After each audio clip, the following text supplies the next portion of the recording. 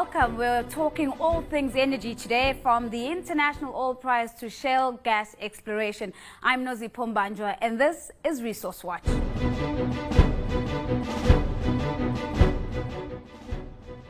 Here's a look at stories making headlines in the sector this week. South Africa's mining and technology industries have received more than 5 billion rand in this year's 1.2 trillion rand budget presented by Finance Minister Nhlanhla Nene on Wednesday. Over 2 billion will go toward promoting investment in mining. Another billion plus goes to fast-track the licensing of shale gas and fracking. Phalaborwa Copper has received the much-anticipated nod from shareholders for a 9.3 billion rand life-of-mine extension plan. The project, known as Lift 2, is a block cave mine development that will see the company extending its life of mine until 2033. And Impala Platinum is embarking on a restructuring of its flagship Rustenburg operations, which will see it merge and harvest shafts, slow development of another, and halve capital spending. The goal is to produce a more concentrated footprint in Rustenburg and stick to an 850,000 ounce per year output, a goal it intends to achieve by 2019. As you heard, South Africa is on the road to fast-tracking shale gas and fracking licensing. Shell is one of the front runners in this space. I sat down with Bonang Mohale, Shell South Africa chairperson.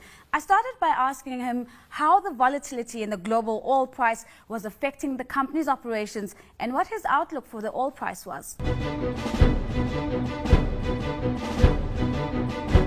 So ordinarily, as Royal Dutch Shell, we often don't try to speculate where the oil price is likely to be. Having said that, we normally are comfortable in a band of anything between 60 to 80 US dollar per barrel. When it reached 70, you could see a lot of movement. For instance, some of international oil companies started retrenching to an order of about 2 billion. When it reached 50, they took another billion US dollars worth of costs of senior management. Some of them even said for this year, they are not going to give salary increases nor bonuses. So that gives you a sense that the world is really in a difficult place. When we bring it back to Shell, we say we normally take a 36 months view of the oil price so that we don't panic and take decisions that we are likely to regret. We have been in this energy space for 150 years, in South Africa for 113 years. So we invest on a sustainable basis. Right. We take a 10 to 50-year outlook, especially in upstream, in exploration and production. So what it has done, so that we are seen to be also responsive to this below 50 US dollar per barrel price, was to reduce our aggressive growth and to focus only on those markets where we already have made commitments. Right. And I'm talking about our upstream, international, and conventionals. So where we talk about shale gas and this technology called hydraulic fracturing. Let me jump in there, because I think you've raised a number of points and I don't want to lose them. Appreciating that you have a 36-month window, appreciating that you're not going to be speculating on the oil price. There have been reports that the world needs to get used to a $10 per barrel scenario. That's one end of the spectrum, which is quite extreme. And there are other views that saying we could be possibly stabilizing at around $60 per barrel. Midway in between that, hypothetically, we choose a 40 as a midway mark. What does this mean for Shell South Africa? You've already begun to aggressively review growth, expansion, new markets. At 40, what else is Shell likely to do? We'll all be in a spot of bother, and indeed in a difficult space. Some producing countries, crude producing countries, we know that their costs are around 50 to 70. So if they are selling at 40, it means they are really operating at a loss. So some countries will stop being producers. Some of the marginal operators, especially around North America in shale gas production, in hydraulic fracturing, we know that their costs are slightly higher than that. So you'll see really a number of people closing off. As far as Shell is concerned, we are lucky because the view has been taken that the opportunity that we are chasing in two spots, one is offshore on the west coast, Orange Basin, very close to the border with Namibia. There we are searching for crude gas and condensate. The one that generates more heat than it sheds more light is the Karoo, where we have anything from the 5th to the 8th largest gas reserves in the world. So there Shell has said this is too big an opportunity not to take to its logical conclusion. So in the worst case scenario, we will have a low cost holding position, especially considering that one, we've been at it since 2008. We are awarded an exploration rights agreement, i.e. license, on the 27th of November 2012 on the offshore. In the Karoo, up until today, we're still waiting for a license. So really the tragedy is that in that environment, you might be a victim of the global recession. Secondly, you know that capital is mobile and it will be looking for the best commercial terms and attractive returns. There's been questions as to why you're still waiting for that particular license. If you go back to the ANC's stake through Tebe Investment Corporation into Shell, one would make the assumption that you'd be first in line to get those licenses and to get the ball rolling. Where's the hold-up? So first, correction. Our BE partner since 1998 has never been the ANC. It's Tebe Investment Corporation. Who owns Tebe? A lot of investors. You and I, you can buy shares in Tebe. What's the but link they between also, Tebe and ANC? There's no link at all. But one of their majority shareholders is called Batu Trust. That's not the ANC. It's a trust that has lots of people. If there are 100 people, you can surmise that probably 62% of them might vote for the ANC. But Batu Trust is a broad-based black economic empowerment grouping. So we've never really had any direct stake in Shell by the ANC, but we have always had a long-term relationship with Tebe. That started in 1998. 2002, we decided to sell them 25% of Shell South Africa. We called that marketing, and it was consummated. 2005, we sold them another 25% that they don't already own. 2012, we sold them an extra 3 percentage point, responding to the 25% plus one vote required by the mining chart.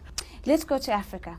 Let's go to Nigeria in particular and put into context the call for an emergency OPEC meeting. That meeting hasn't taken place, but there's lots of speculation that what we're likely to see here is a change of strategy, a change where it's no longer maybe about market share over output. What's your sense? Do you think that the analysts have got it right on that one? I think yes and no. Yes, because OPEC countries are responsible for about 40% of the global output. One country, Saudi Arabia, pumps around 11 million barrels of crude a day, every day. At the peak, at the moment, they're about 9.8. So they have about 72% of the world's proven crude reserves. On the other hand, you then say Saudi Arabia has a genuine concern that says each time the oil price tanks, we are asked to increase production because this is response to supply and demand. By the time we come back, more often than not, we have lost market share. So in this instance, we'll hold back and let the world sort itself out, so that by the time we come back, even if the marginal producers have fallen off, at least we can maintain our market share. There are also other people who speculate, because this is an area of conjecture, that part of OPEC concerns might be North America is energy independent for the first time. 2010, they became the net producer. 2% of the GDP growth of the US of A can be directly ascribed to the shale gas revolution that has really created probably 762,000 jobs, added probably about 920 billion US dollars just in revenue. You indicated earlier on the long lifespan that Shell has had in this particular sector. How do you think OPEC is going to have to position itself or reinvent itself to retain its relevance in a dramatically fast changing sector? You're absolutely correct. So everything about the world is changing. You and I used to carry books. Our children are now carrying iPads and e-readers, etc. The world beyond 2010, as far as Shell is concerned, we find that 50% of our revenues now come from gas, not just from crude.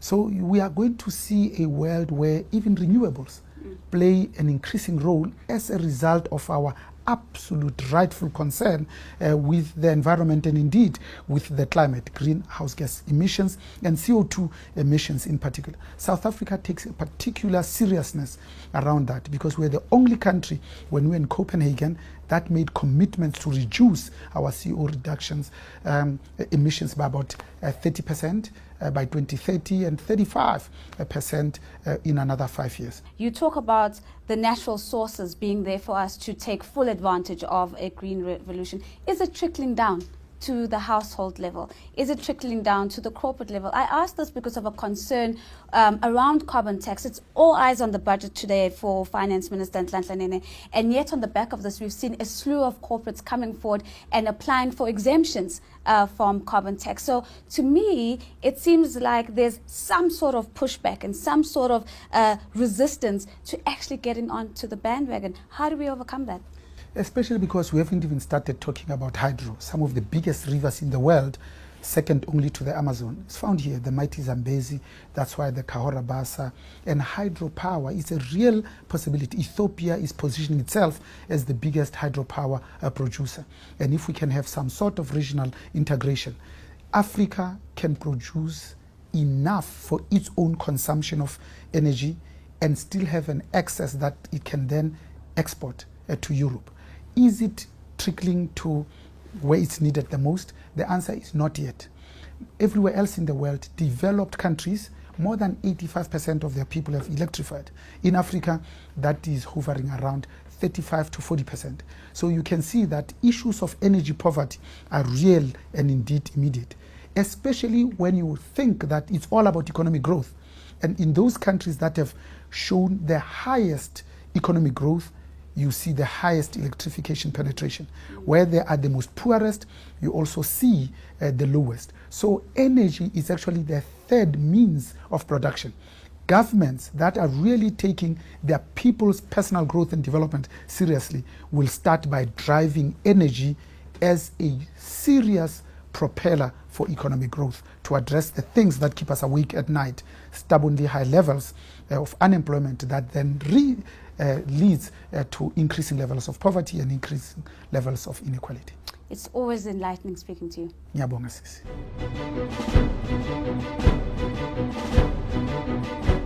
And that's it for this week's show. Do stay in touch talking to me at The Real Nosy. And don't forget that our hashtag is ResourceWatch. Until next time.